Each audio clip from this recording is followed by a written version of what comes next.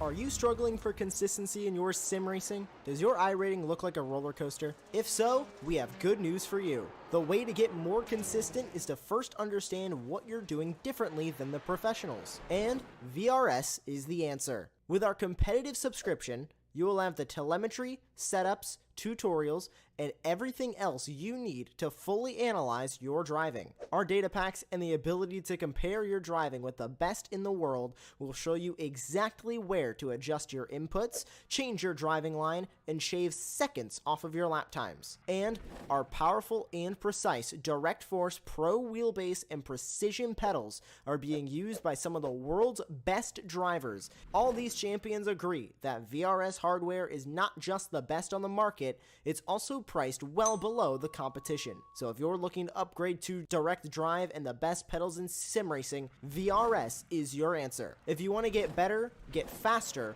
and make it happen sooner rather than later, you owe it to yourself to find out why so many people are switching to VRS. You'll be so glad that you did. Visit www.virtualracingschool.com and learn why the best use VRS.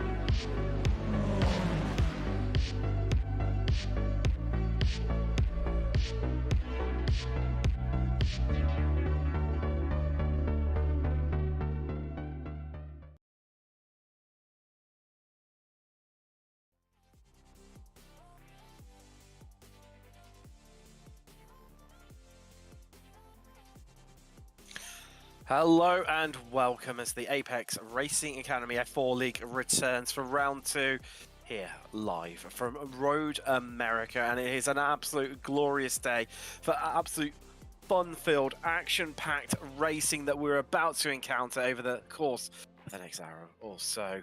I am Tim Cox, and join me in the commentary booth. We're properly stacked out here today. Aaron Smith and Jack Ritchie join me. And of course, as always, we have the legendary Samuli Kumo in the virtual production trailer. But first off, let's just take a little reminder of what happened just 1 week ago here on Apex Racing TV when the Apex Racing Academy Formula 4 Championship got underway. 2 colours for the 2 classes. It is a little bit... Oh, that was a jump start and a half from the 1-3-4 of Bergerson. Well, he went with it, and he's going to have to push this one out. And he said about being close at the start, but... As Winstra and Camper, the 2 pole sitters from the heats, are actually alongside one another.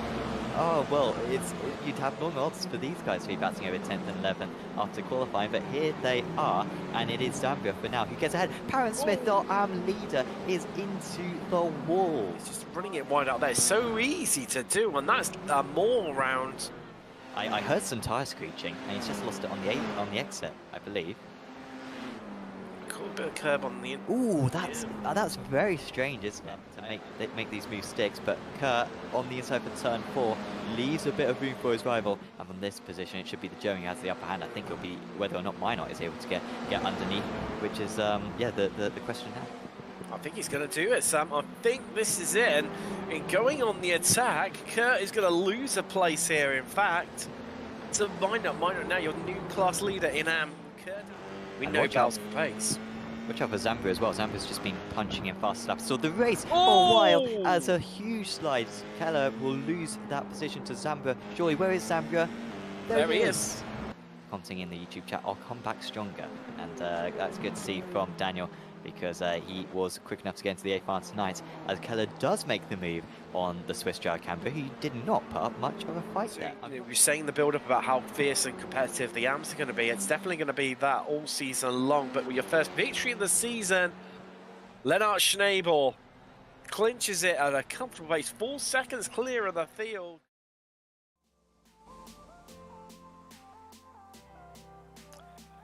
Of course, here, Road America, the notorious America's National Park of Speed. Well, who can argue that whatsoever? We've got qualifying just getting underway right now. 10 minutes for the drivers to see who's going to come out on top in this round before we head out into the usual format. You know the drill, or maybe not if you're new to the channel, to 10-minute heats before we head across into the Consolation final. Of course, the top 8 progressing out of the heat straight into the grand final, and 4 making it through from the Consolation.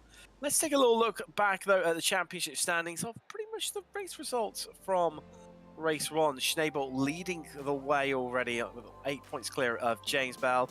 Daniel Kelleher, he's in third with Bergson, Zambra, well, Kai Batch, Sale, Capio, Zemscher, and Johansson, all incredibly tight, but it's always going to be at this stage of the season. Let's take a look across to the ARMS, and, well, there was some really quality racing here, some real strong performances. Minot leading the way. Then you've got Loritzen and Russell tied on points. Kerr just behind him. Parent Smith, definitely one to watch out for. Had an amazing qualifying last time out at Hungaroring. And if it wouldn't have been for a couple of incidents, he would have been there challenging the pros. Definitely an early favourite, despite the woes he experienced last time out for the championship. Wilkinson, Spence, Horn, Kirk, and Kliss, they ran out your top 10. Well, it was pretty much there as well, as he's tied on points with Kliss. Aaron, I'll come to you first. Road America, straight 90-degree corner, straight 90-degree corner, it's known for. But as yourself being a bit of a single-seater expert, it's always good for overtaking around here. Oh, well, and also getting a little bit wide, just like Daniel Moore's done, and finding the wall. Well, I think he's managed to escape the wall by the looks of his car. Yeah, just about managed to avoid every other car. I think all the other cars behind him did a fantastic job to avoid him as they're trying to get their laps in. I think they're only going to get about 2 or 3 laps in this qualifying, as it's a very long lap round here in these cars. 2 minutes 7's probably going to be nearly right at the top sort of lap times that we're going to see. And the slipstream round here is so important in these cars. And round here, where these cars tend to be kind of in their comfort zone, these cars, they're really straightforward to drive around here. And that's why, especially during practice, we saw such close gaps. I think the top 20 was only separated by around a second. So I think we're going to get some really good quality racing here today. We can only hope, of course, that no one decides to send it on the first lap and cause mayhem. But you never know. We've got 4 races for you tonight, and Tim, I am excited for this. It comes thick and fast, doesn't it? 10 minutes for each of the heats before we head out into the Consolation final. That's only 14 minutes, which is still incredibly short by road racing standards. The final, of course, being 18 minutes. Well, Jack, where are we going to see the best action around here? I think some of your passing opportunities are going to be in places like turn 5. I think that's a really good opportunity to set up going up the hill to turn 6, 7, and 8. And then that big corner in turn 9 is going to be really important to set up the very end of the track as well, because you got Canada Corner, which is also a bit tricky in this car. I did some laps earlier, and I think turn 5 and Canada Corner were really where I thought it was kind of the toughest place to be in these cars. Other than that, like you guys mentioned, I mean, it's going to be a lot of drafting and slipstream, and that's really all. What can you do? Like on those straightaway, really, you just have to set up those passes going into those corners. And you sort of mentioning about that there, Jack, just sort of thinking, especially heats maybe not so much, well, unless you're in one of the, the cut-off positions to make the transfer into the final, or from the Consolation into the final. I mean, surely being the car in front, especially, I'm thinking probably on the run down to Canada Corner, is that not surely going to be a bit more of the weaker spot? You could actually be better off being the following car because of that slipstream you're talking about. Yeah, I'm not really sure if I want to be that guy in the transfer spot coming into, the last lap or anything like that, because there's a very good chance that you're just going to get blown by. So you're going to have to really throw some, clean blocks, which I don't really know how possible that is. But if it is, then that's what you're going to have to do, especially coming to the end of those heats. Well, qualifying, comes at you thick and fast, as Aaron's saying. Not many laps for the drivers. On average, everyone only completing about 2 laps right now. Young leading the way with a 2:07.7. Only 600s behind him. Isaac Phelps, that's incredibly close between those two guys. And likewise, Loritzen. Great qualifying from the AM driver. As things stand at the moment, he will go into Heat 1 and start on the front row with Young because all the odd-numbered qualifying slots. They head into Heat 1, or the evens head into 2. So, Lauritsen displaced. Actually, no, he'll be on the front row Heat 2 as things stand at the moment. So, cracking result from the as Zambra goes fastest there. The 2:07.6. Incredibly close. I mean, Aaron, you're saying about how close it was in practice. Qualifying, realistically, not being that much different. There's some incredibly tight times out there right now.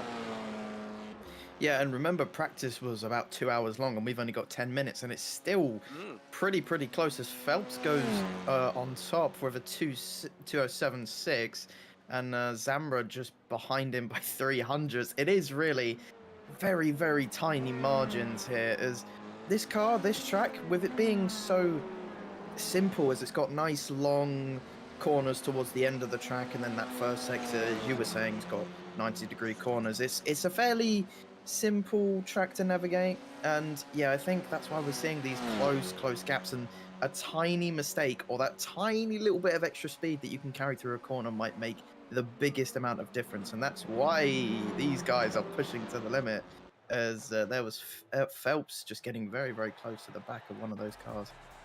Oh yeah, well, luckily just coming towards the end of the session there, so it didn't matter whatsoever. Let's take you through your first grid of this evening for Heat 1. Phelps starts on the front row with Aiden Young. Lauritsen in the end has to settle for the second row alongside Michael Kaibach.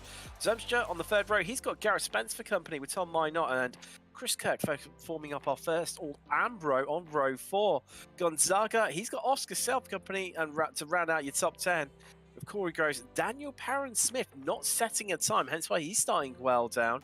James Bell, Joe Hull, rounding out your last complete row. Darian Arroyo, another driver not to set a time. He starts at the back in 15th place. Wow, deep breath. 15 cars, 10 minutes of fast and furious action. Just a quick mention to one of our sponsors, Apex Racing Academy. If you want to go faster out on track, they have track setups, track guides, and also coaching sessions. Make sure you check them out if you want to go faster on iRacing. Wow, last few cars just waiting to take to the grid, missing pretty much our front three. Now leaving it right to the dying seconds right now. Also towards the back, Parron-Smith and Bell, leaving it very late. Onto the former, just heads up. Just trying to conserve and get inside the mind games right now in these early stages. But of course, 10 minutes. We're only looking at like 4, maybe 5 laps here, Aaron, I think, potentially. Yeah, I think around that, and those 4 or 5 laps are going to be hell for us to commentate, as if there will be constant action and everyone smashing into each other. Oh, well, no, I feel it's going to be absolutely epic, and well, it's going to be all or nothing for a few of our drivers. Just looking for Lauritsen, last driver just takes the grid. There you go. He is now on the grid as here come the lights.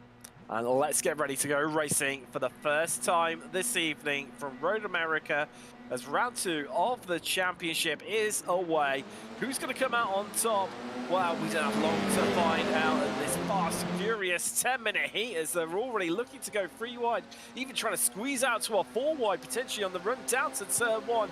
It's tight, it's fast, it's furious, and there's a spinner in the background as well. Bell is around, not helping his start whatsoever, but everyone else, although there's 3 cars off. Parron-Smith caught up in that one, and Groves too. Oh, that's not looking good, and well, it's going to be a long Heat 1, but to try and just get through to the next round, it's looking really unlikely for those guys. But up in front, it's nose to tail on the run down to 5. Everyone not willing to give each other an inch, as Phelps and Young side by side into the braking zone. As Kai back there running incredibly deep. Oh no, and it was Oscar Sale, apologies, and he's off. Oh, wow, this is looking like a bit more of a war of attrition here, Jack, rather than just based on racecraft. Yeah, and I was looking at Oscar Sale right there. He had made up 2 positions early. He started 10th and he was up to 8th, and then he, overshot turn 5, it looks like. So he's going to have a lot of work to do if he wants to make this next race. Yes, it's not looking good for him, of course. He's long straights here as well. A great deal of time trying to make up his foot to the floor, so we ride aboard with Tom Minot. as things stand at the moment. We're going to have 3 AMs progressing straight into the final. Laritzen are just in front of him. And then we've got Phelps leading the way with Young tucked behind them, down towards Canada corner. And you can see Laritzen feels a bit vulnerable, going defensive to the inside line. They're trying to cover it up. Might not.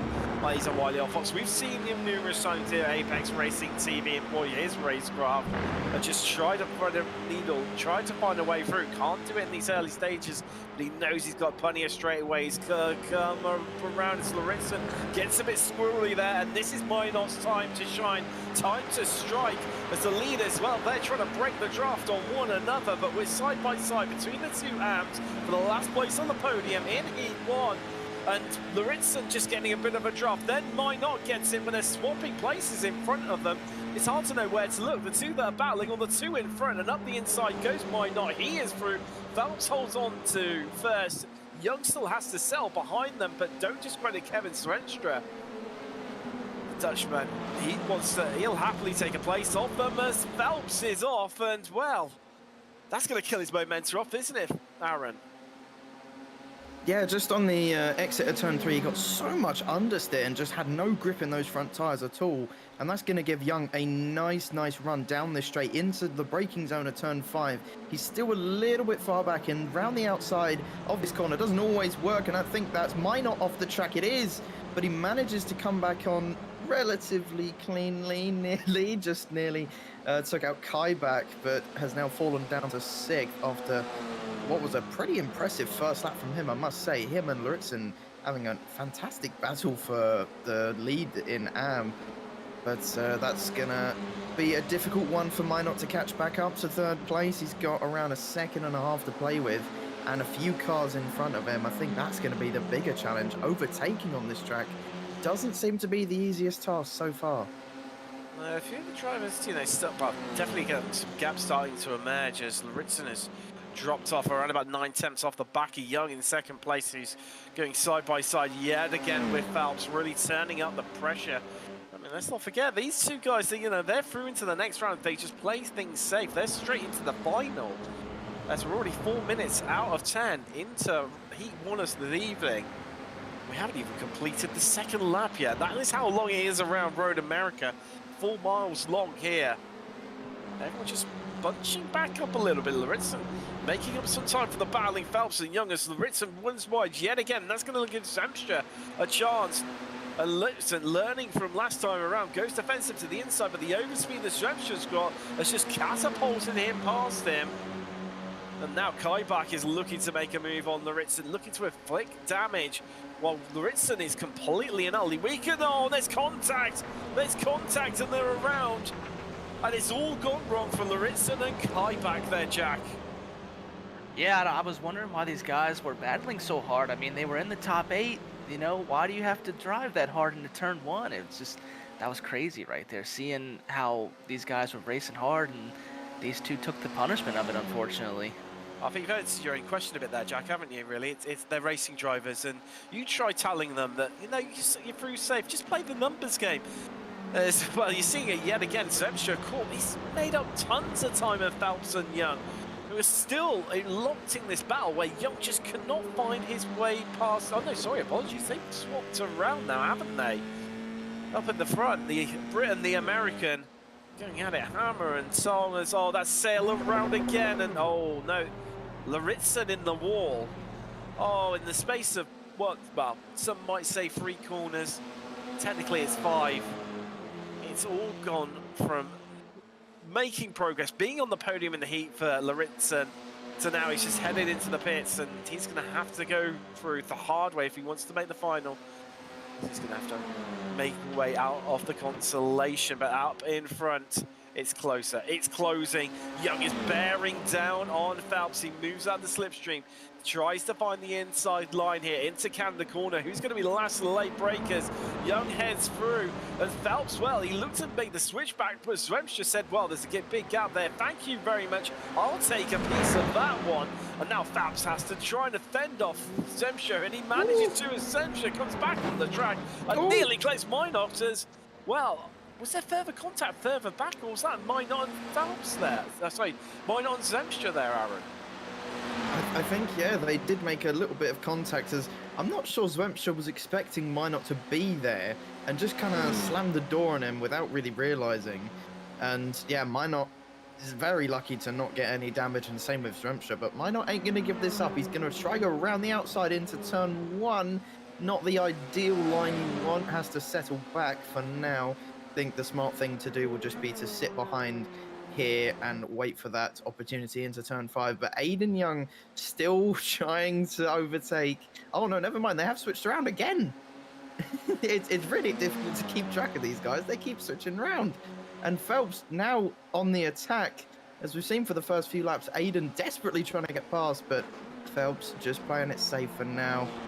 And just onto the point you were making, Tim, about these guys not being smart.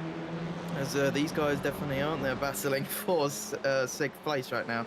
I do understand where these guys come from, as every point does matter in a championship as close as this probably will turn out to be. And you want to be ahead of your rival, as I experienced in the last Formula 3 season.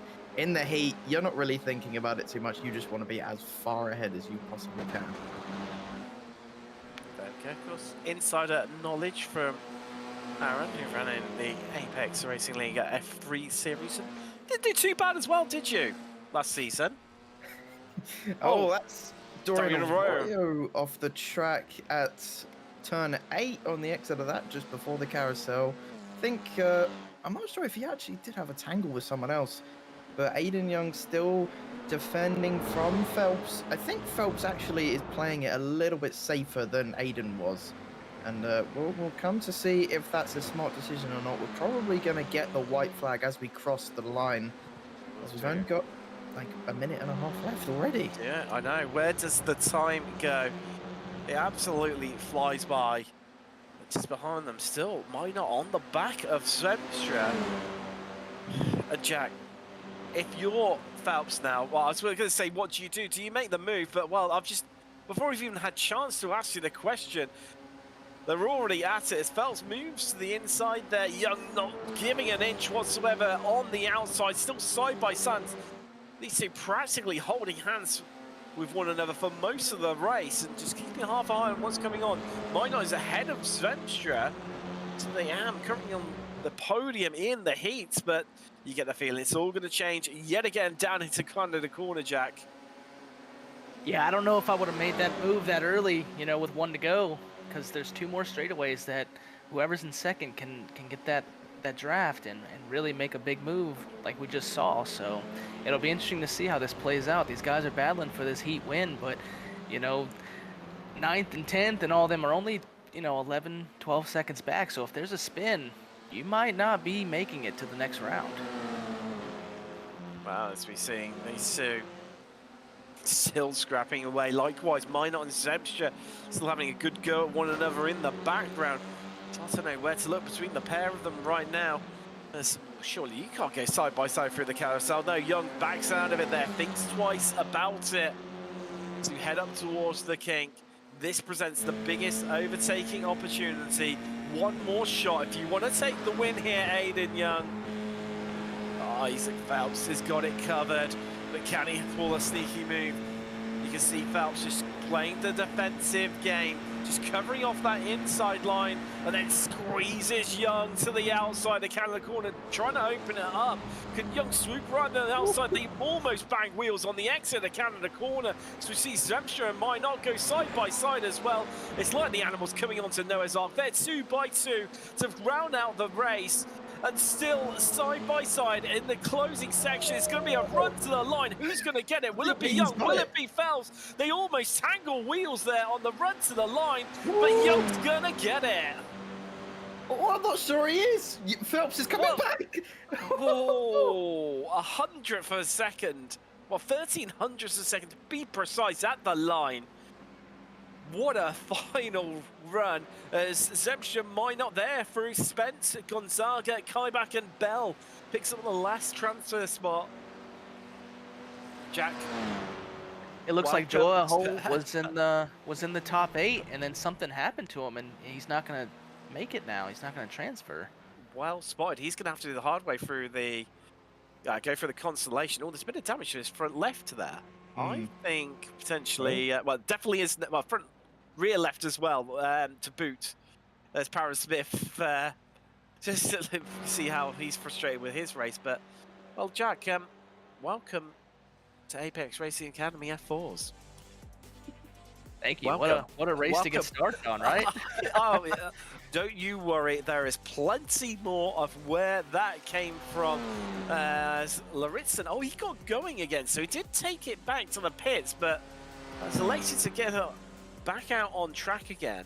And due to the length of the lap here, still remained on the lead lap, although he is going to come home absolute last. Although, apologies, I think Kirk has he's dropped a place. I think he's given up and headed towards the pits, but doesn't matter too much. They're still going to have to go through Consolation, as we mentioned. That's coming up in 2 races' time. And, well, we're just waiting for Luton to cross the line. Let's have a mention of another one of our sponsors, Virtual Racing School, with over 50 setups and data packs for road and oval racing. They are the place to go. Also, you have integration with Apex Racing Academy as well as their brilliant data analysis tool to help you go faster on track. Make sure you check those guys out. So we've got already, I told you, the action comes here thick and fast in this format. The grid starting to form for race 2 of this evening. And Zambro, he's going to start on pole alongside Lennart Schnabel with Heron and Amor, 2 Brits forming up, and there you go, all British row 2. Bergson, he's got Daniel Keller for company on row 3 with Cadence Presley, and Johansson on row 4, Jay Walsh and Clist. Another all British row. That's row 5 and rounds out your top 10. Toff and Kerr there on row 6 with Caponio and Skull. Rounding out your 14 car grid, 7 rows in total. Just waiting on Skull to head to the grid, the Dane, and then we will get it away. There we go, he's on. As the engines and the revs build up. Here come the lights. Let's get ready to go racing for the second time this evening here from Road America to we're green. We are away, and look at that start from Schnabel. Zambro getting a really poor getaway there. Got completely and utterly napping, didn't get it lined up, and Schnabel just catapulting himself through to first place, and so much so Heron trying to follow his way through on the outside. We're all going to make it through turn 1 here. Well, it looks that way initially. They're all scattered across the track through 2 of the run into 3, and it is as tight as you like as Keller just picking. He's already up. No apologies, dropped 1 place because Presley has managed to get past him. Bergerson, he's had a cracking start. He's already up 2. Likewise, Caponia, he's up 2. Kliss has had a shocker. He's fallen right to the back of the field. Down 4. As here comes the slipstream strain as we head through 4, down the moraine sweep in towards 5, and oh, there's lockups. Oh, and there's a spin there. That's a 229 of Toff. He's around. He collects Kerr as well. Yeah, going into turn 5 like that on lap 1 was never going to end well, and sort of ended how I thought it would and how probably a lot of people thought it would. Being too aggressive on the brakes, cold tyres, it just never ended well, and it looked like he locked the rears into turn 5, I believe. But that start from Schnabel was something else. Absolutely shot into the lead. That was incredibly impressive by the German. Oh, he got it absolutely everything lined up, and it's just one of those starts, isn't it, where you get that your reaction time's brilliant, and you just get everything just absolutely perfect, and it just shows what a great start can do for your race because it's got him out in front. But will it count here on Road America? We've already seen the top places have been traded left, right, and centre. And I'm sure it's going to be no difference whatsoever here in Heat 2 of this evening. And right now, no AMPs progressing out of Heat 2. We had 3 make their way through. Walsh, the highest of the AMP drivers, he's currently in 9th. However, he's got Presley hot on his heels. Caponio just ahead. Also, Johansson then Kelleher leading this 5-car train. And that's not going to help Walsh whatsoever as he just about collects it. Rallycross style on the exit at 14. That's also in the background. I think that was Kerr going wide there too. Goes from bad to worse for him, but he's going to get absolutely swamped right now. Getting ganged up on here. Oh, into the wall on the straight. How does that happen? That's Lascal.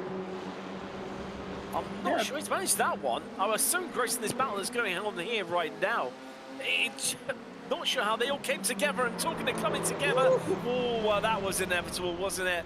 And Kelleher makes his way around. And not the around he was hoping for, around the outside. He's off the track, up in front. It's still all happening here. It's hard to know where to take a break to just review what we've witnessed as Schnabel and Zambra.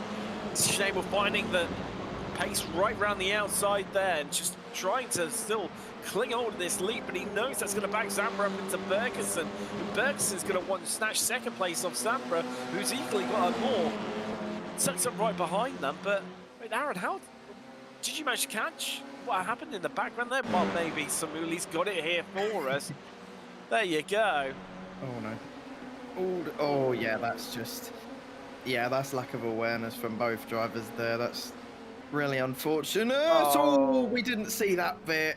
And yeah, that's even more unfortunate for Liam Kerr, who's already had an awful start to his race and has pulled into the pits now. And that's a real shame for the AM driver. That was a chaotic start, to say the least, but we're not done yet. We've got the top 5 fighting for the lead right now, separated by only about a second or two. And, well, Zambra are going to try and send it down the inside of Canada corner. And didn't quite get on the brakes as hard as he wanted to, but Schnabel's still in the lead. And so far, Schnabel just keeping the lead by about a front wing or two. It's really close up at the top. Our top 5 will nose to tail here in Heat 2 as we're approaching half race distance. About to head out onto lap 2 of this evening. And Zambra down the inside of Schnabel. Schnabel's making it work right around the outside as well. We're going to go 3 wide on the run into turn 1. Hold tight, everyone. Here we go. Bergerson. He's going to take control of this one and overtakes not just Schnabel, but Zambra as well. A great move by the Swede. Oh, wow. What a move from him. He just had everything tied up exactly perfectly there, Jack.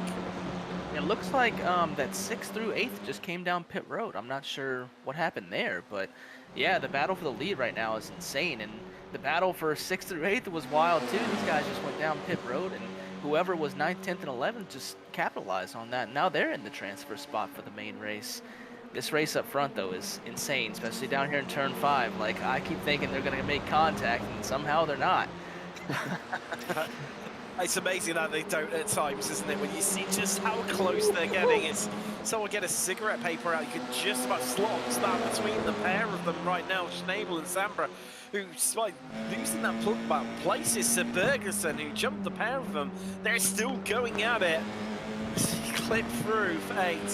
And head through 9 and 10. The carousel just feathering the throttle is Zambra, the Swiss driver. Trying to, oh, you can hear him just, you can push the car understeer out wide there.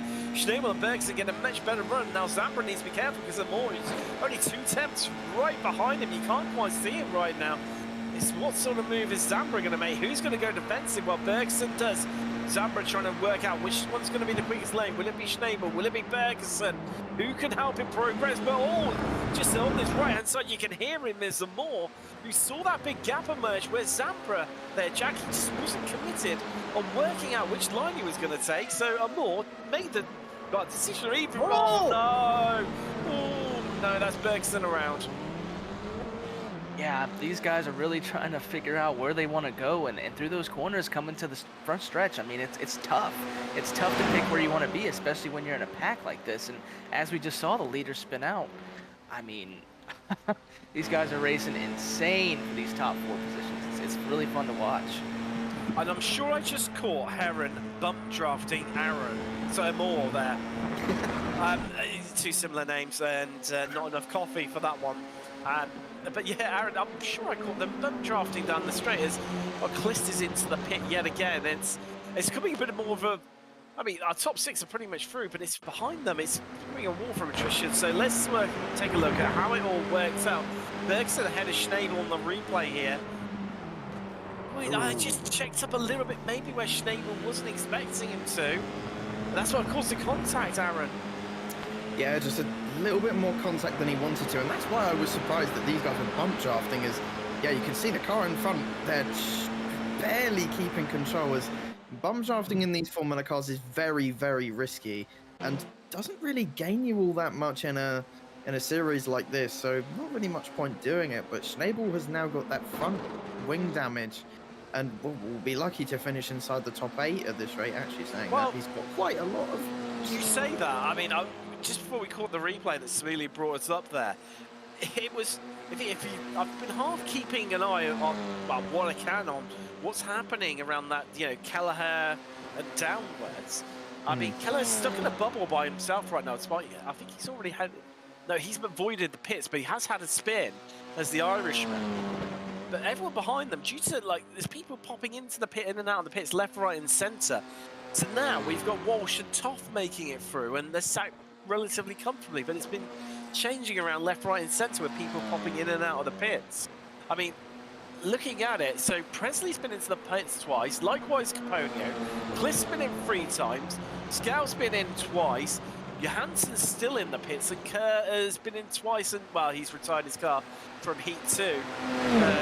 Zambra and Amor go side by side. So it's a real war of attrition. Let's face it, we're already 8 minutes in. Yeah, I mean, that's the kind of racing you get in these cars, and I did predict it before the race that there is Johansson coming out of the pits, but these guys, no matter what's happened during this race, they still don't care. They're going to go side by side anyways. That's what you do in racing. These drivers really do not care. They just want to win this race, and I can sympathise with them very, very hard. I would want to win this race as well after seeing everything that's happened. And also, as a side note, it kind of goes to show that the people that started in the bottom, had they just kept it on the road, they could have easily made it through to the final. It's Heron employing the bum draft there once again on Moore, who's just edging in front of Zambra, leaves him a bit of room, doesn't crowd him out doesn't crowd him off the track, but the interlock wheels there, then expand back out. They're like an accordion, these two right now, Moore and Zambra. Schnabel, after that damage, is fallen by the wayside. He's now a second down of what was a top 5, then became a top 4. It's now a top 3, and a more squeezed out wide by Zambra. It's advantage the Swiss driver. Heron, he's got the best view in the house of what's going on in front of him. Well, it would have been white flag last time around, and this is to close out. So there's one last set of opportunities coming down to corner. Zambra ahead. Will he hold on to it? What has Amor got? Has he got left in reserve here? Well, because Zambra defend this one. While Zambra goes defensive to the inside, can Amor swoop round to clinch victory? And Heach 2 into Canada corner. He's backed out of it. He's looking for the switchback. He's trying to carry the overspeed, but Zambra's a wily old fox. He's got that one coming. He saw it coming every day of the week. And Zambra holds on to it for now. There's all a late dart from Amor there, but he's had his door shut right in his face by Zambra. But it's going to be the race for the line. We saw it in Heat 1. And these two are going to be as close to one another as we saw in the first race. There's a long old run. It's close. It's closing. Amor out, and it's, well, 500ths of a second. Well, practically, the difference between, either side of the Atlantic Ocean compared to the finish we saw in race 1 there, Jack. Yeah, that was pretty crazy. It wasn't as crazy as the first race for the lead, but I think in the mid and backfield, these guys were just racing really, really hard and trying to make that transfer. And it appears that Jay Walsh, who spun, I think it was lap 1 or 2, he's going to make it. He finished 7th, so good for him. And some of these guys who were fast that finished 12th, 13th, or 14th, man, they're gonna have a lot of work to do in this Consolation to make the top 4, to make the main. Well, it just show how crazy things have been, because Toff, who's in 8th, has only just crossed the line. It's the Hungarian, and wow, 2 AMs make it through. Walsh and Toff of what has been a crazy Heat 2. And nothing short of as Caponio and Cliff still coming across the line there. So they're not making it through. They need to go through the Consolation. That is coming up incredibly shortly. So straight into the car for them to get things underway. Whew, deep breath. Here we go. Can the Consolation be any more crazy than what we've just witnessed? I get the feeling it's going to be, isn't it, Aaron? I mean... Yeah, those first 2 heats were incredible. That last top 5 battle for amazing. yeah, that was incredible. It was indeed. So let's just run you through your grid here for the Consolation sale. He's going to line up on the front row with Caponio. Arroyo has got Cliff for company on row 2. Hull is lining up alongside Kane Presley. Parron Smith and Scow on row 4. Top 10 there and out by Groves and Johansson. Loritzen and Kerr are on row 6. Kirk running at your 13 car grid. Here come the lights. Let's get ready to go racing once again. And we are away. And what is going to happen? Can it be as crazy? Slightly longer, 14 minutes. And who's going to take control of this one? Who is going to make it through? Caponio, he is in front just about because Sale is squeezed. Oh no, there's contact. And they're taking each other out the top 2 in these early stages. And that has allowed Parron Smith, what a start. He's up 5. Loritzen's up 7. A couple of drivers, Clist and Kerr, not taking it to the track, so they haven't helped themselves whatsoever. What have we just witnessed there, Jack? I have no idea. That was insane. I mean, there's still so much of the race to go. I know they're only 14-minute, well, this being only a 14-minute race, but even so, and then there's been some amazing starts from some of our drivers, making a lot of places as being squeezed wide there. That is Loritzen. And well, Hull leads from Parron Smith, Scow in 3rd. These top 3 are up a combined 14 places between them. That's right, 14 places. Hull up 4, and then Parron Smith and Scow up 5 each. Presley currently in 4th. Loritzen, he's up 6th into 5th, and Kirk, he's up 7 places into 6th. Crazy scenes being played out here in Road America right now. But it's calmed down a lot. It doesn't seem to be as frantic and as close as what we experienced in the heats, Aaron. Yeah, I think that's because everyone, well, after that turn 1 incident, everyone's just sort of realised, oh no, we have another 13 minutes to go. Maybe we shouldn't do what they did. As, well, some people choosing to ignore my advice, as that's the battle for 3rd getting very, very spicy. I think maybe for the battle for the lead, we won't get as intense a race as we did the previous 2 heats, but nevertheless, the battle for the top 4 spots is going to rage on, as this midfield looking really, really close. And there's Johansson just gaining a spot on the last corner. He's going to be under a little bit of pressure now from Kirk. But yeah, those guys at the start. Oh, there's a spinner in the background. I just caught it at the corner of my eye. It's Sale. Oh, Sale has not had the best of rounds whatsoever. And a real uphill struggle. It doesn't look like he's going to be progressing this evening to the final. Scout locked in this battle of 3 Danes in a row. Loritzen, Scout, Johansson.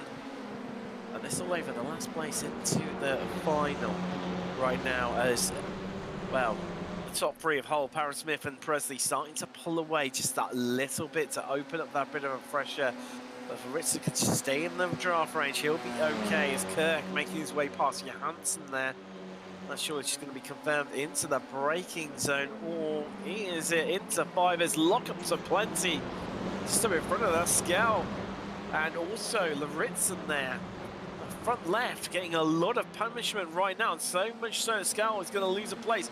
Kirk, while carrying so much more speed, so much more grip through turn 5, has got the move done, and it's gone from bad to worse right now.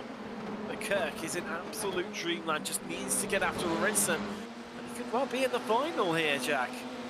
Yeah, Loritzen had really good pace in his heat earlier, so I expected him to come from the back, and so far he has. He's in that transfer 4th position, and then Chris Kirk did a really good job too until that last lap incident that we saw. So I think both of these guys have the speed to get up there. I think it'll be a really interesting battle for 4th place here in these final laps. So I think it's going to be a fun race, and we'll see what happens. But a few of these guys, you know, further back, 6th, 7th, 8th, they have their work cut out for them for sure. But as we see in just like that in these first few heats, man, anything can happen, especially for the lead. So all you got to do is keep it clean, and you might have a shot.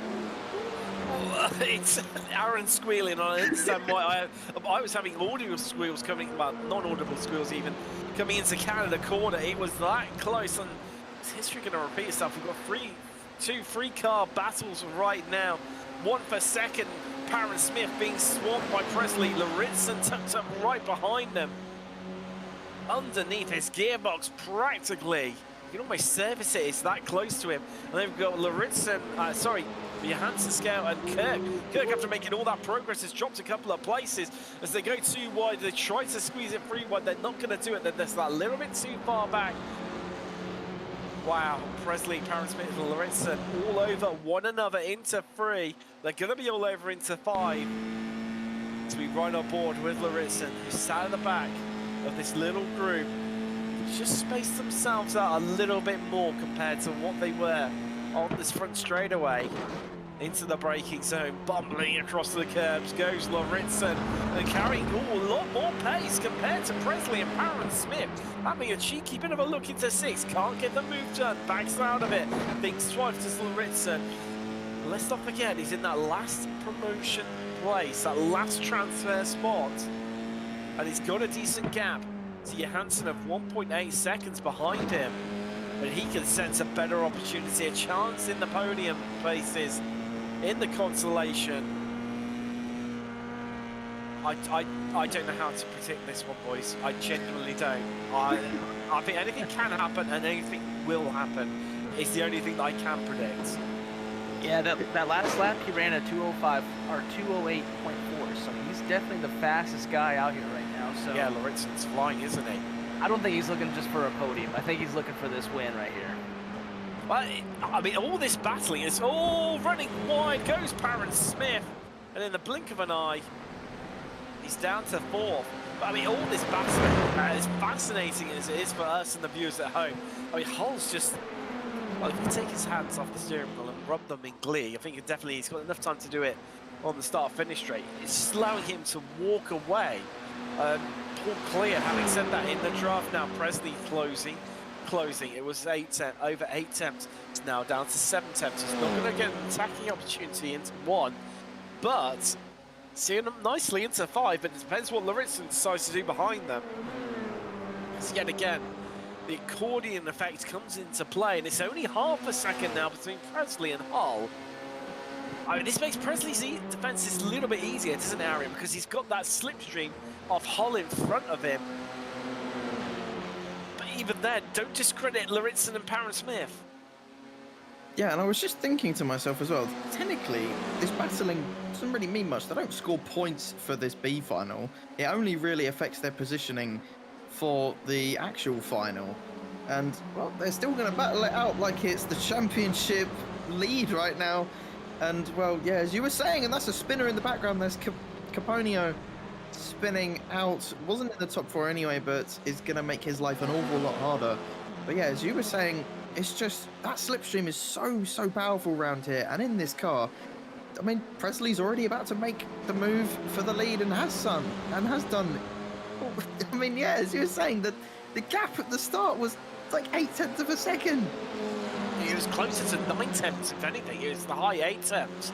And then all of a sudden, by what, just over half a lap, that gap has been eradicated, and Presley is now ahead. I mean, I've seen Cadence Presley in a fair few different series, and he's quick as anything, and in pretty much anything he touches, his Hull comes straight back at the American right now, and the run into Canada corner, he touched wheels, and getting really loose there was Hull, who just holds on to it. He's going to lose some places because of it. Smith, who got past Lauritsen on the run into Carrington corner, and being squeezed out wide is the Dane. Yeah, really taking the fight to the pros right now is Lauritsen. And again, we're back to where we started. He's a different driver out in front, but Scow's off. Yeah, Kirk's in the pit lane too. So that's changed things. This is all kicking off here at Road America as Lauritsen goes on a move on Hull, who only 1 lap ago was leading and is now looking at the prospect of being in 4th. Yeah, and you have Johansson. It's all good. It just shows that we're all absolutely losing it, and it's even more chaotic. Smith off into the gravel, that's kicked him out of the top 4, and that's what I was saying last lap. These guys don't need to push; they were safe, and well, the lead of the race mattered more to them. And Smith is going to pay the price, and surely has little to no chance of getting inside that top 4 now. But these guys, Nevertheless, seeing what happened to Smith is still going to try and battle it out for second place anyway, but this is allowing Presley to run away with it as they're both outside the slipstream, and Presley now just needs to keep it on the track. And I think these guys should also follow suit and just settle down. You're into the final. Just calm down. This technically means you'll start one place ahead of another driver. And, well, judging by how chaotic these starts have been, you can easily make that up. It's enough. It's a second. That does now mean that Johansson is now into the transfer spot and making it comfortably in as well. He's got a gap of about 7 seconds back to Caponia, who we only saw spin. Jack, what, a lap and a half ago, was it? There's been so much happened. It's slightly clouded my memory, but I mean, all it takes is one issue. And Caponia, who had a spin, the Italian, could well end up making it through. I mean, 3.5 minutes left on the clock. I mean, I just don't know anymore. I just don't know, Jack. Yeah, and I mean, we saw with that Perrin Smith spin, like, Johansson, oh, there's another spin, oh no. Perrin Smith did another one. Oh, my. Got collected there. Arroyo just seemed to lose the rear end into Canada corner. And Perrin Smith, the innocent bystander there, went around the outside and just got collected, nowhere to go, and it goes from bad to worse for the Brit. Yeah, that's a bad 2 laps for him. Not good. So we saw Johansson too, who was in 5th, who, you know, with Perrin Smith's spin, but he was coming anyway. He was as far back as 6 or 7 seconds, and he had cut that gap down to about 3 with those guys battling. So I think we would have had a race for that transfer spot anyway, but with these spins, it appears that the top 4 is pretty much set unless something crazy happens, which I'm not gonna say it's not going to, because as we've seen spins for the lead, we've seen spins for 2nd, 3rd, all of it. So, oh yes. What a bunch of action. I mean, yeah, you say 2nd, 3rd, 4th, 5th, 6th, 7th, 8th, 9th, 10th, 11th, 12th, and 13th of all. Oh, it was a lock up there from Lauritsen. Yeah, again, really seems to be struggling with turn 5. And that front left, Aaron, just seems to be keep snatching it. There's always, you know when Lauritsen's heading through there, because there always seems to be a big plume of tyre smoke coming off his front left. Yeah, well, turn 5 isn't exactly the easiest braking zone in all of sim racing. It's a downhill left, which, I mean, especially in these cars, the downhill braking is just asking for a lock. But he's still going strong up there in 2nd place for an AM as well, is incredibly impressive. And he's really taking the fight to the pros right now, which is always good to see. And, well, if you can stay in 2nd, I'm sure he'll be very, very happy with that. Perrin Smith is out, Scout out, Kurt out. Those are your retirements. It's surprising in some ways, only really 3 out of the 13. It's just settled down a little bit. When the drivers come across the line, they will take the white flag. There will be 1 lap left remaining. I mean, Lauritsen, he's up 9 places. That's right, 9. Started all the way down in 11th. Didn't really look like he had much of a chance, but I was just saying, never say never. Anything can happen. Anything has happened. And that right, he's looking at 2nd. In the background, that was Johnson, I think. Yeah, for 4th place. Oh no, I was only saying, Caponio's coming to the pits. What is happening right now? I'm speechless. And Arroyo's in 4th. Dorian I think Arroyo's. Yeah, I think he's going to be the transfer as of right now. Him and Sale are battling too. They're only about 1/10 of a second apart. Let's see what happens. But he's all by him. Wrong replay. Yeah, that's from previous in the lap, isn't it? Here we go. Right, so coming into turn 14. Is he flipped across? I think so. On the outside. No. Oh, I just I've done that. caught a glimpse in the background. I just caught a glimpse of him going off. And, oh, God. Nobody wants to go through to the final. No one. What? Oh, it's Sale. Sale's past Arroyo. But He crashed on lap 1. He did. He clashed from the lead on lap 1. And I mean, well, here comes Arroyo. Oh, no, there's contact. No, hold on. So where is Kliss? He's only 7, 8 seconds back. He's catching. Here he comes. Kliss could, well, make it through here. This is a three-way fight, right to the death, right to the end of who's going to make it through. Don't discredit Kirk. He's got incredible pedigree and pace.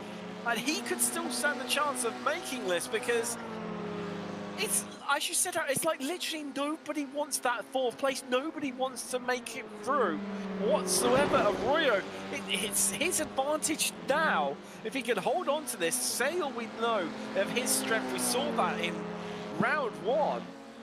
Can he snatch it? Clistus just dropped a little back off. I think he's out of the fight, although I just don't know. And never say never with Road America in the Consolation final.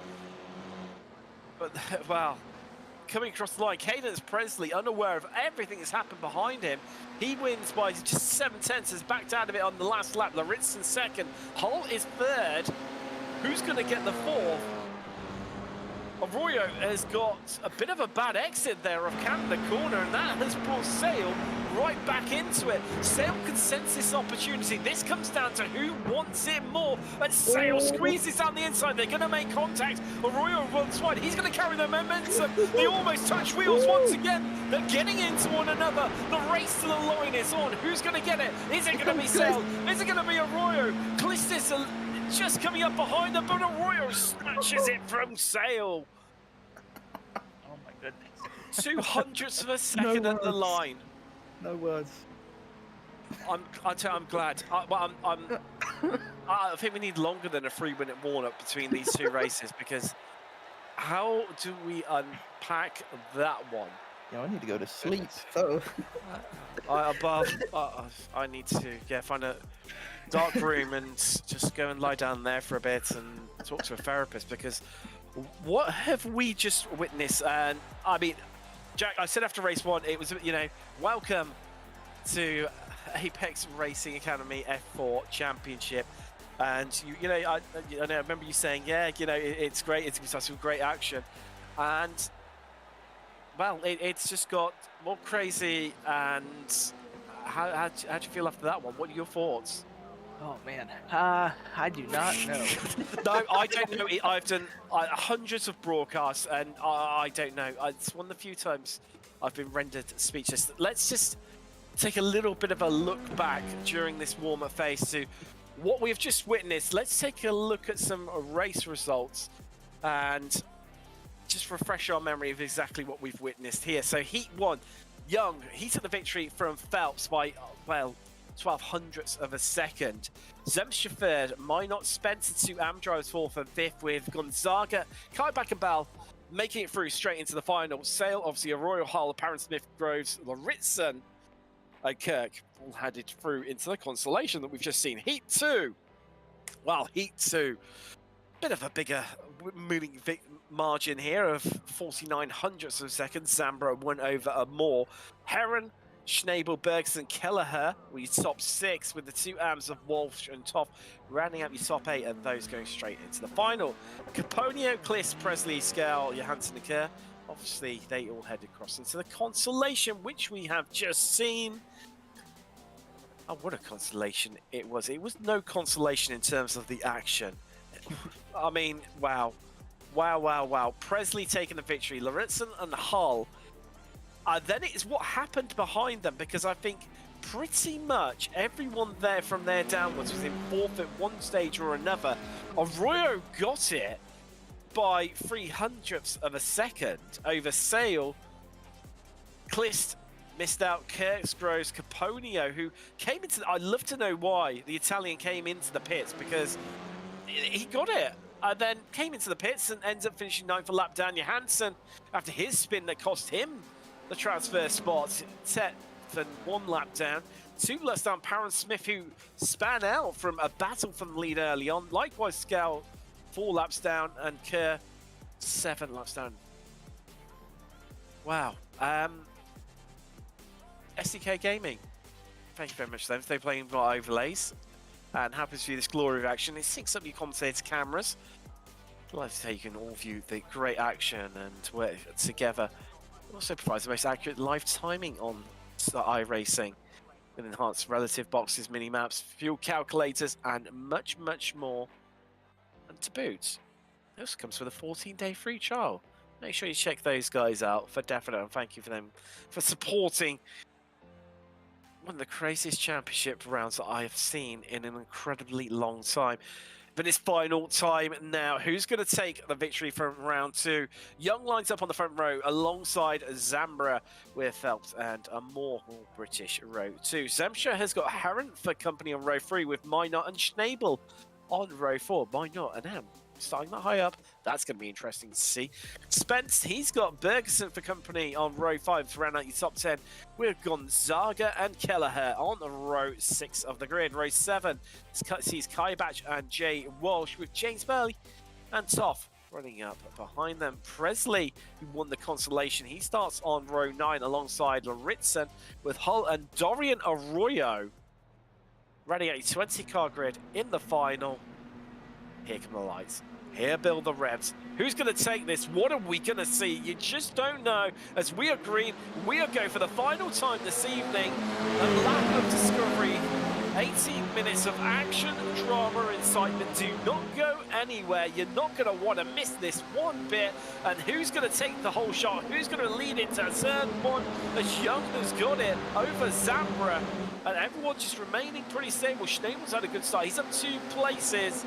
Likewise is Bergerson, as Phelps is going to squeeze his way past Zambra there, not start. The Swiss driver would have hoped for whatsoever. And Young already starting to move around, trying to break the draft. The snake coming into play here. Everyone jockeying from position. Zemstra trying to move out, trying to find a bit of space to mount an attack into turn 5. Onto the brakes we go.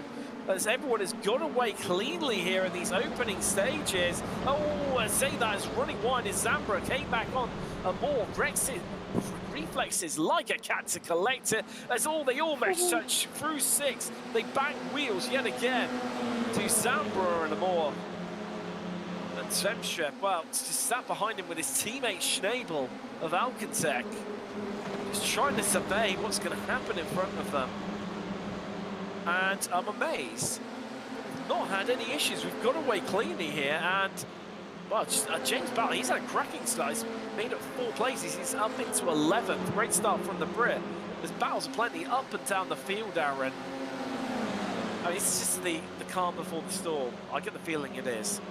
I was just thinking the same thing. I was like, okay, we got a fairly clean lap. Basically the opposite to what we've seen throughout the night, basically. And yeah, as you say, I think there's something brewing, and there you go, there's 3rd place off. That's Zambra off. He's gone through the gravel, had an excursion through the kitty litter, and that means he's lost place to, well, the more through Zemstra. Schnabel, ever the opportunistic. Lennart Schnabel nicking his way through there. Why not? The Am driver in 7th currently. He's had a bit of a yo-yo start. He's dropped a couple of places. He's picked them back up again. But someone who needs to pick up places is Zambra. As he's tucked up right behind Schnabel. Phelps as well. Well, look at Young. It's hard to know where to look.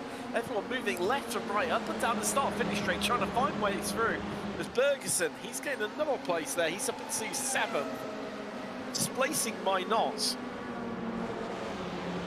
And well, here we go again on the run down to 5, another long straightaway. This is why we love Road America. It brings the action, it brings the excitement, it brings the drama. As Phelps pulls out, he goes for the slipstream move. He catapults himself past Young, but has he got it on the brakes? Can he secure this place? But wow, look at Young. He fights back around the outside. He's desperate not to give this one away. And Moore is trying to get his nose in there. It's where Young and Phelps really don't want it to be right now. That's all getting a bit squirrely on the exit. Was Young. He collects it, and he still keeps his car alongside Phelps. But as we come into the carousel, this is surely it got to be sorted. Phelps is surely going to have it, and yes, he does. And instantly, Young comes under attack from Moore, who gets out onto the grass and still keeps his foot in it. He's kept the momentum. They're side by side. Through the carousel goes Young and Moore, not wanting to give an inch, but Moore knows he has to yield for Young just for now. But he's pulling around, he's moving around, trying to distract the American, trying to fill his mirrors with that Dallara IRA 4. And here we go, hold tight, into Canada corner, they're 2 by 2 by 2. Onto the brakes, And Young tries to send it right around the outside. They all compress up someone together. They almost go free wide. There's contact on the exit. They can in the corner. Out onto the grass is Semstra and nearly collects. I think that was Schnabel, I think, collecting them all. And Bergson heads across the grass, rallycross style. Oh, no. Wow. What a save. That was a risky save, but a save. Well, Kelleher having all the luck of the Irish there with him. As Presley's into the pits, I didn't see him caught up in any incident. Not too sure what's caused that one. There's this under-temp between the top two yet again. Ding ding, round two. We're only on to lap 2, but we've had enough action to last a lifetime. Yet again here from Road America. Wow, I mean, prediction time. Jack, I will start with you. Who wins this one? I think who we're on board with right now. I've been watching Schnabel. I watched him earlier in the heat. He had some good pace. I think if he just keeps his nose clean and you know, just lets these guys keep taking each other out or make mistakes, I think that's going to be your winner right there. That's your prediction. Okay, Aaron, your turn. Who you think is going to take this one? I gotta say, my money is on Aiden. He looked really, really racy in that first heat, and I think he really does need to prove himself. Although saying that, as soon as I say that he's under pressure, he's falling down to third. My commentator's curse coming back to bite me as it always does. But yeah, I mean, as Jack said, you can't count Schnabel out. He was pretty dominant last week, and oh, he's under pressure from Zambra. Oh, contact! Oh no! Congratulations, Jack Ritchie, your first commentator's curse. Well done, Lennart Schnabel. Contact there, and that's him down to 16. Well, it all just gone a bit too calm and quiet. As there's Jay Walsh off as well. Toff has been in. I think Toff and potentially Walsh have kind of coming together, and. Marchens, that is why you do not make predictions as a commentator. I think shown in real time live. Wow. We should have just said anyone inside the top 20. Yeah, that would have been safer. I mean, Dorian Roy is currently out and in the pits, and he's still. I mean, what we've seen tonight, he still stands a chance of winning this one because we have got. What, 11 minutes, well, 11 and a half minutes to be precise, left on the clock as we look back from Isaac Phelps of TNT Esports 1. He's holding on to first place, but is he for now? As here comes Moore, and is he being bump drafted through there by Young? Well, it doesn't matter, he's got the speed, he's carried it through, and Phelps has lost not one, but he's lost 2 places as Young heads through, and there is Zemstra trying to make it 3 places, down to 4 for Phelps, trying to inflict injury. But he doesn't get it done. And all while this is going on, Tom Why Not, the app, he's up into 6th. James Bell, he's up 10 places, he started down in 15th. As here comes Young and Phelps yet again. Trading places. Oh! Wow. That was a brilliant save there from the Englishman Phelps. I mean, how Jack, I'm still not sure how he managed to collect that. He was almost at 90 degrees. And still brought it back from the death. I wouldn't have saved that one. That was crazy. No. And he still kept his position too, so hey, he's still in it. I suppose it's one of the parts of the track though, isn't it, where if you do make a mistake, it's the slowest part of the course pretty much, or one of the slowest parts, you could sort of get away with it really and defend that place. It's not too bad compared to a lot of the other places in the circuit where if you have that sort of moment, then you're going to lose, well, 1, I mean, how close these guys are, 2, 3, 4 places potentially. And Bergersen as well, he took that big excursion on lap 1. He's up into 6th place, and he's still in with a shot at this one too. Well, I say that, I mean, our top 2, they've really pulled away, have. And Moore and Young have opened up a big gap on this lap, 2 tenths to a second. That is a big old gap. So we see Phelps and Zemstra engaging in battle here as Zemstra out onto the grass, but that's going to allow everyone behind just to bunch up a bit. They carried the speed, and that is Bergersen there on the inside, free wide across the start finish line. Here we go. Bergersen, he's blocked in. from Phelps, and Phelps is he's in the trouble here. There's 3 wide into zone 1. Luckily they back out and make it just 2 wide. It's 2 by 2, Phelps and Bell, Bergson and Sepsha. Sepsha and Bergson bump wheels and nearly get into the back end, and Sepsha's off. Kevin Swemstra is down and out. Well, is he? Because we've still got half the race to go. And he's going to drop down to, right next to his teammate. There you go. He heads past the Schnabel. Yeah, these guys are fighting so hard, but I think that battling for P3's really cost them now, as they're so far behind the leaders. Well, they've lost another second, haven't they? Well spotted, ARA. I mean, they're losing hand over fists. There was a car in the background. I think that was Hull. Oh, that's good. Yeah, it would be, because Hull has lost a lot of places. I don't know. Sorry, I'm mistaking him with Bell. He's up an incredible 11. Bell's into 4th now. Bergeson's now up into 5th. Garrett Spence dropped to 3. He was as high as 6th and was our leading AM, because might not have lost a lot of places. So our top 3 in AM are currently they're close together. Spence, Minot, and Lauritsen. Wow. Can it get any more crazier? We've only got 8 minutes in which to find out. I'm not sure my vocal cords can cope with it anymore. The fastest lap of the race last time around was for Dana Moore, who's currently leading up 3 places in the 141 machine. There is your leader, Spence, who's, can he hold on to that lead in AM? For overall, Minot right behind him, 2/10. The difference between the American and the Brit, those two, I get the feeling we're going to see those two battling a lot this season, along with Lauritsen, who's made it past Minot. I think Minot made a bit of a mistake. Yeah, he's made a bit of a mistake there. He's off. Oh, well, he's made a big old mistake, it's Tom Minot. Oh, he's into the pits too. God, it's all happening today, isn't it? Well, now technically, with Minot into the pits, probably means that Walsh all the way down to 17th now makes it the last podium position into AM. Work this one out as we see Hull and Gonzaga and Kaibach all over one another. This is the battle for 10th place you're seeing right now.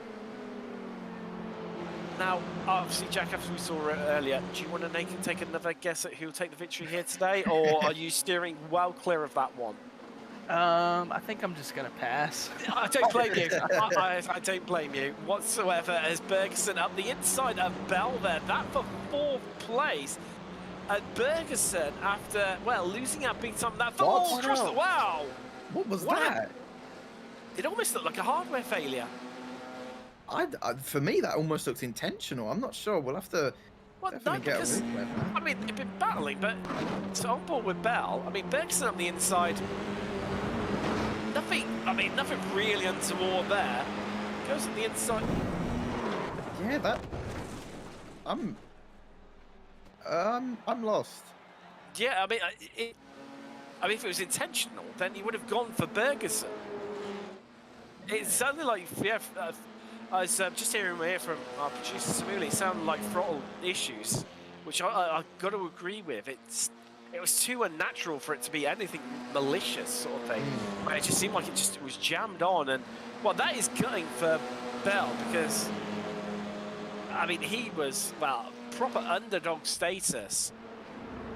As Gonzaga here to light pitches, but still battling away with Kaibach and Rush Schnabel now into that fight, and also Dempstra, those two having a bit of fun after falling off the track at one stage or another this race. Where's Kelleher into the pits?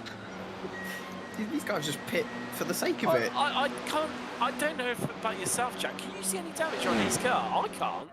No, and I'm wondering if some of these guys didn't put enough fuel in or something like that. I'm not sure, because we saw that in the Consolation as well.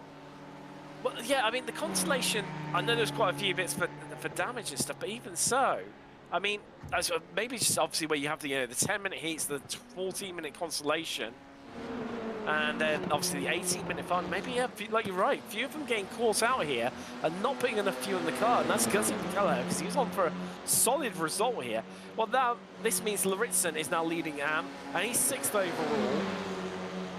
Gonzaga, Schnabel, Zemstra and Kaibach still will not lead of each other alone. And that's over 9th. Hull, our previous leader, is just ahead of them on the road. And, well, you get the feeling these lot are going to engulf him and envelop him into this battle and turn it into a 5-way battle for 8th place. Young and Amor for the lead, only 2 tenths separating them. Archie Heron last time around set the fastest lap of the race at 2:07.8. Was actually beaten by Bergson, but his time got deleted for an off track. 3.5 minutes left on the clock. Here we go. Here we go.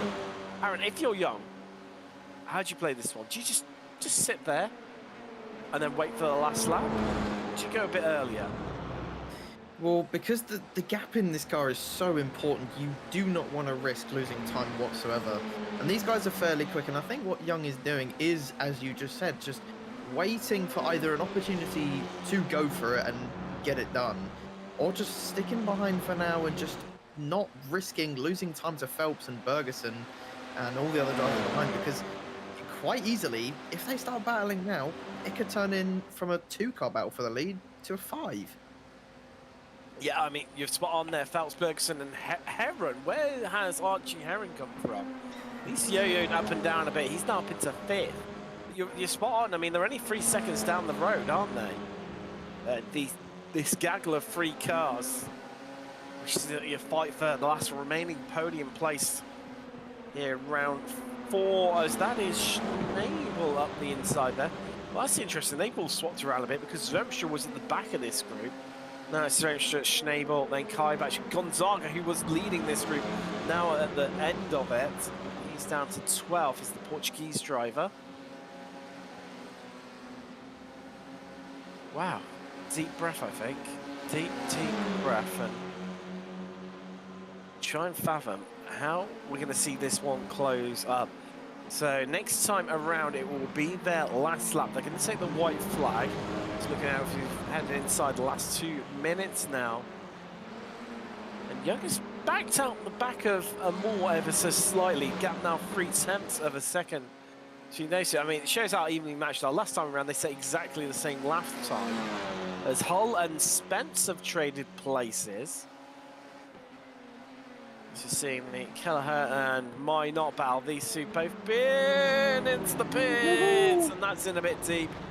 Daniel Kelleher, and wow, that's looking like he's going to finish in 16th place now. Here's the Irishman, and because he was riding quite high up at one stage in the standings. Wow, I mean, this is a tricky one, isn't it, for Bergerson, because he's made a lot of progress, Jack, but yet he's got to, he can sense, well, he can't just sense, he can see it, he can practically reach out and touch 3rd place. But equally, he knows full well that these two in front of him, as they take the white flag, Amor and Young are going to get into one another. So does he want to attack Phelps early in the lap, or does he leave it to later in the hope that these two trip up over one another and they catch up with them? Honestly, I think I would wait towards the end of the lap. Like we've seen earlier in the last couple races, that move off of the final corner onto the front stretch is just, even though it doesn't work all the time, I think that's your best bet. So I think that's what's going to happen, just like as we see for the lead here. He's jumping to the right side, and I don't know if he's going to get him, but he's going to definitely try down here in the turn 5. He's having a good look, and maybe just sizing up Amor a little bit. Playing the mind games, just trying to get him to outbrake himself. But Brett has none of it whatsoever. As Young closing the gap up, but instantly has another dive, trying to make Amor's final lap an incredibly uncomfortable, excruciating final tour of Road America. Kaibach and Gonzaga have swapped places. So onto the race we go. Yes. Oh no, that's Kaibach around, and there's Gonzaga. Gonzaga's got heavy damage as well. And what was looking like an 8th, I believe, wasn't it? No, sorry, a 9th for Gonzaga. Now he's going to finish right at the back end of the field. So they're side by side. They run into 5. Oh, they make contact. That's a hefty whack into the wall for the pair of them. Oh, we can't get short of action here, can we? And this is the battle for the lead that's been going on since the dawn of time, it seems, and they're not leaving an Instant contact! Some more! Oh, and there you go. Oh, this is he managed. Well, no, he's collected. He's collected. That was his teammate.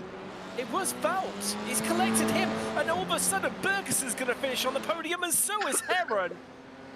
Lauritsen's going to come home third. Well, but even is he? Because we've still got time left before they even reach the finish line. Young, in the end, wins it at a canter with a wiggle across the line. Bergeson up 8 places. The Scandi comes home in second with Archie Heron in the end, rounding out your podium. Phelps is 4th, Lauritsen 5th, and your winner in Hole. 6th, and well, across the line in formation style go Schnabel, Zemstra, and Spence. Zambra and Moore is out. So he's going to finish well down. So we're on board with Jay Welsh. This is between the last podium place in I think he's going to be a bit too far back on Minot to try and catch up with him. I mean, he's closing. Tom's going to run up. There is the line. And no, that is going to be Minot's.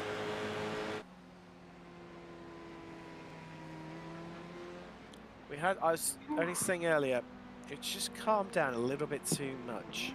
And it was just building to a crescendo. You knew something was going to happen on the last lap. I think... I wasn't expecting that one, though. No. we're definitely going to need a replay of what happened between Amor and Young, because I couldn't quite see what actually happened. Well, thank goodness we've got Samuli in the booth, because there you go, right on cue. He's got it sorted. So I think they just got into one another, Aaron. Yeah. Just that was incredibly aggressive from the pair of them, and then really unlucky for Amor to run into his teammate. And I think Phelps, I think that was 2nd or 3rd he was fighting for, and second, first and second he was in the battle for. I mean, the thing is, he didn't hold his brakes, it appeared, Jack, but then, well, say it didn't.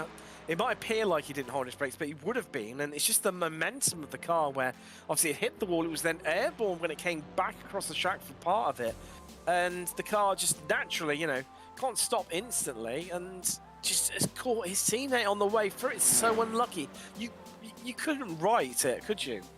No, that was just a really, really bad spot to spin too. It's kind of like a blind corner a little bit for the people behind you, and it gets a little narrow right there too. So that was just really unfortunate, honestly.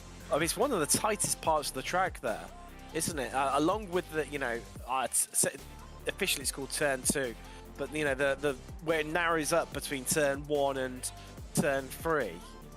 But other than that, it's like you say, when there's an issue around there, at times it's potluck and nowhere to go whatsoever, as Aiden Young does the celebratory donuts. And I tell you what, well, let's just grab him while he's doing his celebratory donuts. Aiden Young, congratulations on the victory here today from Road America. And you can tell you can't do 2 things at once, because you stopped to doing donuts to talk to us.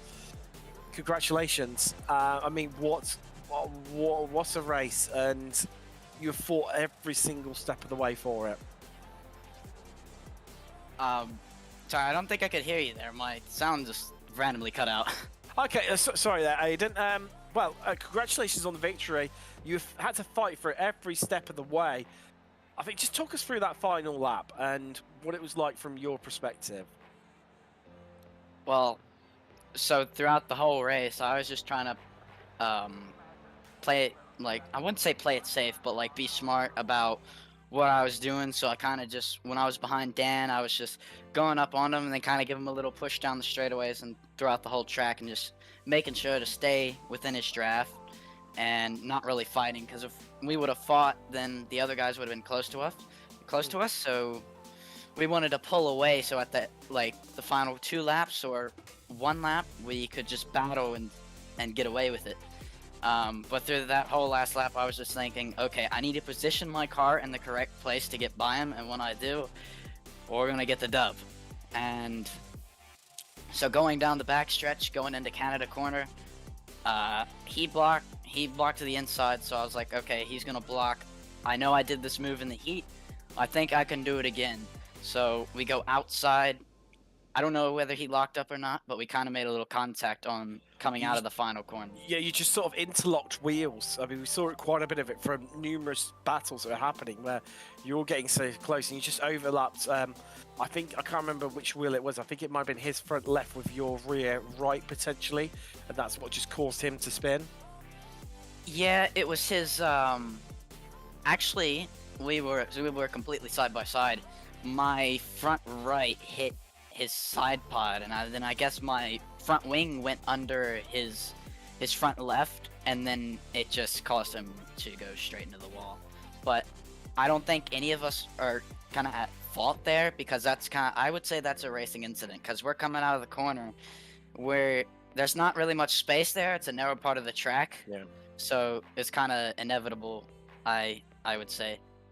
Well, congratulations on the win, Aiden Young. We'll let you go and celebrate your victory, and we'll see you at round 3. Well, Aaron, actually, we haven't even, we grabbed Aiden's reaction straight away. Should we just go through the classified results quickly before we chat to some more of our drivers? I can see Zambra and Spencer Set waiting patiently in the green room. Just mentioned Aiden Young taking the victory.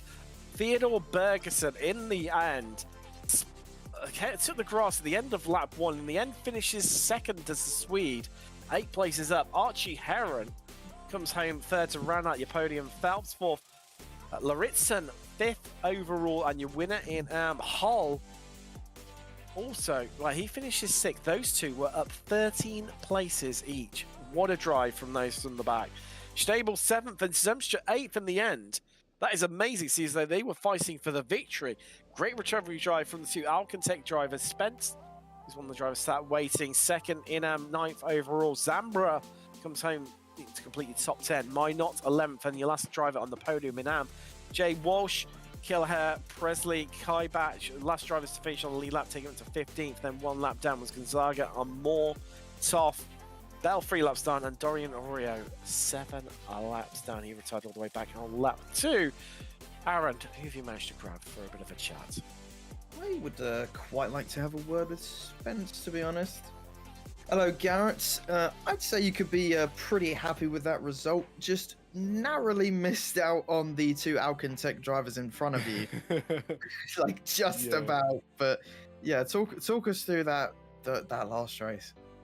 I mean, unfortunately, I got some front wing damage. I think Daniel thought I cut him off, and so he seemed a little mad at me about something, so he tried to pay it back in kind, I guess, and lost all my top end speed, and then everybody in my mirror was coming up and waving as they went by the last couple laps. But at the end, I tried to get a good run out of the last corner and, make it a little exciting. And even though we're not exactly racing in the same league, in the same classification, trying to show my worth.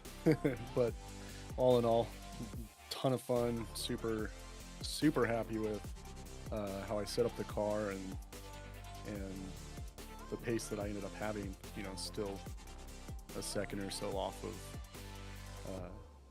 the fastest pace. But yeah, no, I'm extremely happy with my result. Yeah, I don't blame you at all, especially for an AM. And yeah, even though you guys aren't in the same sort of league as you were saying, I mean, racing is racing at the end of the day. If you want to fight someone, you have every right to, and you certainly gave us a very, very entertaining end to the race. And going into next week, do you think you'll be able to get another good result like you did today? Hopefully. We'll have to see how practice goes and how comfortable I'm feeling, but I can only hope that I'm continuing to improve and get that pace to be able to stay with everybody like that. So I sure hope. I'm trying to get a really close battle in the amateur classification for this season, whereas last season I had quite the roller coaster. So I'm trying to be a little bit more consistent and while trying to still, get my pace up there and put myself in the position where I can fight and get some of those points. Yeah, well, I wish you all the best of luck. And after watching today's race, you never know, Yeah, if the guys up front just randomly decide to crash into each other, you might find yourself in the lead of the race, as a few of our drivers tonight really did put the crash damage on this car to the test. But before we let you go, Garrett, is there anyone you'd like to thank? You guys for putting this on week after week and making it a great show, and really my cat for making my computer crash earlier because she's laying on top of it. Well, I managed to get back in. But yeah, no, honestly, huge thanks to you guys for continuing to put this on. Well, it's been great talking to you, Garrett, and well, let's hope your cat doesn't infiltrate your personal space next time out. Yeah, I don't have much control over that, but thanks. See ya. Well, we've had there's 3 drives come in, so there's 3 of us today. Jack, I'll let you have the honours of, I think we've just enough time for a quick chat with, I'll allow you, Jack, to have a quick chat with Cyril Zambra, who came home in 10th in the end. Cyro, how you doing, buddy? That was some crazy racing today. Take me through what you thought about all that. Yeah, I mean, a lot of things happened today, really, and the heat was pretty good for me. I was able to finish in P1 with some really nice and good battles with some lads. And then, yeah, in the feature race, I had a contact with Leonard, which then made it, yeah, not that good, but still to finish in P10 at the end, it's okay for me. Yeah, it seemed like you were able to at least come back and get a 10th place, which I know isn't really what you wanted because you had a lot of pace out there. But, I mean, is there anything you really could have done differently? I know that it was so hectic out there and with the draft and all that. Are there any other moves or anything like that that you wish you could have made earlier or later? Or? Yeah, I mean, I made one mistake in the feature race in like early laps, and that cost me like 3 positions. So if that wouldn't have happened, I probably wouldn't have ended up in a crash with Leonard Schnabel, and I'm really sorry to him also. Yeah. Well, is there anybody that you'd like to thank or anything like that? Any sponsors? Nah, I want to thank my team and them supporting me, ScoreX Esports. Yeah. Alrighty, well, we'll see you next week, and thank you for coming over and talking to us. Thanks. See ya. Sorry, Zambra there, who came out in 10th, and well, we're just running a little bit overtime right now. Well, I don't know about you, gents. What a crazy race. Jack, welcome to Apex Racing TV and the Apex Racing Academy Formula 4 Championship. I hope you come back again and, well, witness what's been some crazy racing here today. Yeah, I think for my debut over here, I couldn't have had a more crazy race to come and watch with you guys, you know? So definitely been a baptism of fire, hasn't it? Well, I mean, Aaron, well, quick couple of thoughts from yourself on today. It's probably the most chaotic race I've ever commentated over. Probably, there's a few that rival it, but I mean, just heat after heat, it just kept getting more crazy, and yeah, that last lap was just, I don't even. Yes, I think you've summed it up very nicely there by not being able to describe it. We've seen some amazing action today.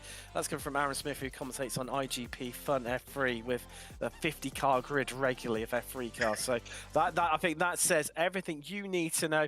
Thank you very much for joining us, and to our sponsors, SDK Gaming, VRS, and Apex Racing Academy. From myself, Tim Cox, Aaron Smith, Jack Ritchie, and Smooly Kumo, thanks very much for joining us. Been an entertaining evening, and we'll see you in a week's time. Make the short trip to Virginia International Raceway. Good night.